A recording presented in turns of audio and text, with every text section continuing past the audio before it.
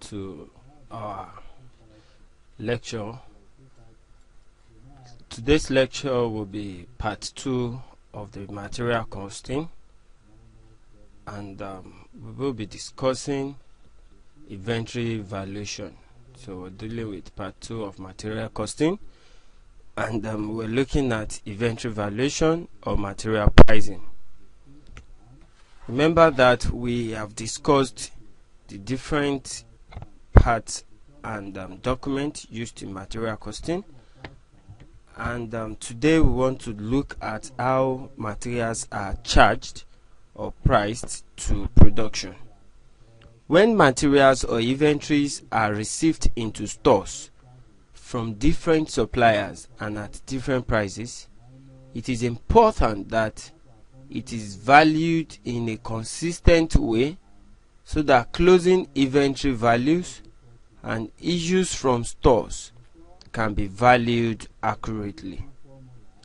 This implies that when the materials are issued out, they should be priced.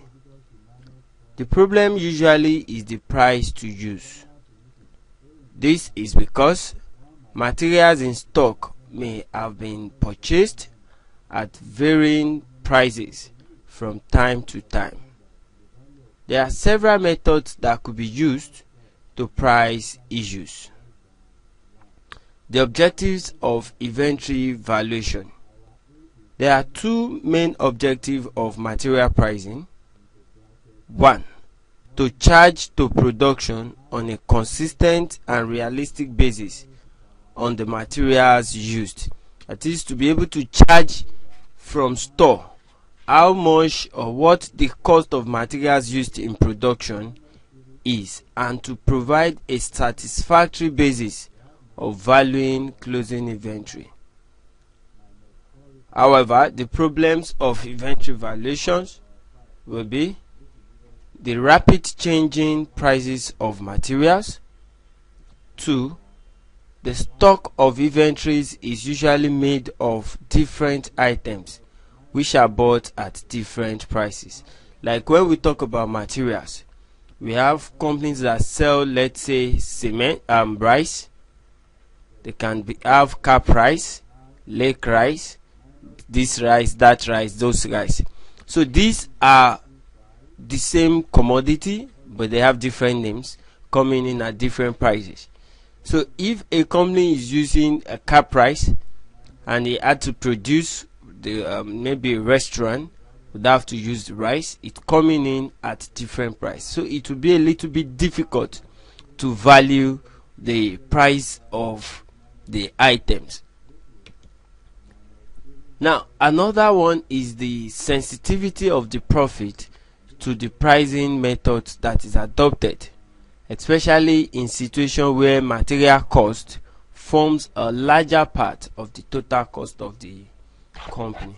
So in such case, the profit of the company would definitely be affected by the pricing method adopted by the company.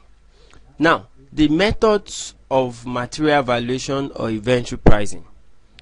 The standard requires inventories to be valued at the lower of cost and net realizable value. That's according to ATS 2. However, various methods are used to value inventories from store to production. This is for reporting, but this is for accounting, or this is for storing. Some of which are the first in first out method, last in first out method, simple average pricing method, weighted average pricing method, standard price method, replacement price, specific identification, retail method, and base stock. These are some of the methods used in valuing inventory, but usually under exam purpose, 1, 2, and 3 are the most preferred and common methods that are usually examined under exam condition. But we will try and look at different methods as much as we can take in this lecture. Now the first method, first in first out method. This is the method of valuing inventory in which issues are made at the price of the oldest batch in stock until all units of the batch have been what? That should be exhausted. Have been exhausted. FIFO assumes that's first in first out method assumes that materials are issued out of store in the order in which they were delivered into inventory. Features: it is an acceptable method for tax purposes. In periods of rising price, product costs are understated and profit overstated. Unrealized profit or losses are eliminated. Advantages of merit: it reflects the normal movement of materials in store, issuing materials in order of receipt. Stock is valued using recent prices. The method is simple and easily understood. It uses actual prices. The disadvantages: the comparison of the cost of one job with another is difficult because different issue price are often used. The cost of a job depends on when materials are requisitioned from stored. The issue price may not reflect the current economic value.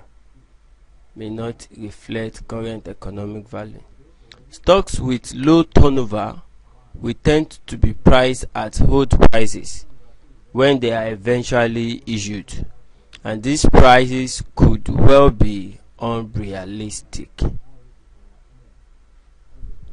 In times of inflation, product costs may be low while replacement costs will be high, thus profit may be overstated. Another method that we have is the last in first out method. Under this method, issues are charged out at the price of the most recent batch that are received and continue to be charged thus until a new batch is received. The last in first out method assumes that materials are issued out of inventory in the reverse order at which they were delivered into store. So that means the last item to come into the store will be the first item to go out of the store. It is an actual cost system. Features: it is disaccredited or rejected by the standard for tax purposes. In periods of rising prices, product costs are overstated and profit are understated. The advantages are that the issue price is near to current economic value. Unlike first in first out, it is fairly simple to operate. It uses actual price. During a period of rising prices, stock values are conservative. Disadvantages: it is not realistic as it is contrary to normal issue procedures that you issue the last item that comes in. So because we are supposed to issue as the items are coming in based on the timing. The frequency of calculations causes much clerical work. Stock values may be significantly understated. Then it can become complicated with fast moving stock, since not all of receipt may be exhausted before a different priced replacement order arrives. So the last in first out, demerit or disadvantages are what we have just discussed. Another method of pricing issues that we have is the weighted average price method, and this method average prices after weighting by their quantities. With each receipt of materials, the weighted average price is recalculated and subsequent issues are priced at the calculated weighted average price. Under a further receipt of goods necessitates the average price to be recalculated. That is, as each items are coming into store, then the quantity of the price of materials are weighted by the quantity of items brought into the store. Our advantage of this method is that it smoothens out fluctuations in the issue prices. The comparison of different jobs is easier because it assumes that values of identical items are all equal. However, the disadvantage is that calculations have to be made to approximately 4 decimal places to achieve a fair degree of accuracy. The issue price may not reflect current economic prices. Then we have another method known as the standard price method. Under this method, a standard or planned price is averaged and predicted for a future period, and all issues will be made at the standard price for the period concerned. So here what this means is that if issues are to be made, it will be made at a standardized price, which is usually fixed by the company. It is easier to operate as there is no variation in the issue price over a long period. Issues will be made at a single price. The efficiency of purchasing is checked as the actual prices are compared with the standard price. Then it eliminates price fluctuations from cost, enabling satisfactory manufacturing cost comparison to be made. These are what we are going to apply soon. Then it requires careful initial determination. The company would have to fix the standard price carefully so that they don't fix a price that will be too high and they don't fix a price that is too low. It disregards price trends. The changes in price fluctuations will be disregarded as a single average price is used. Then we have the replacement price. This method uses current replacement cost or price to value all issues. Issues are at current price. It is easier to operate. Stock values are at the current price because the issues will be made at the current replacement cost. The issue price is not at cost, so where there is a long interval between each receipt of materials, estimates have to be made. Then there is often difficulty and much work involved in ascertaining the current market price. Now this is a specimen of the store ledger account.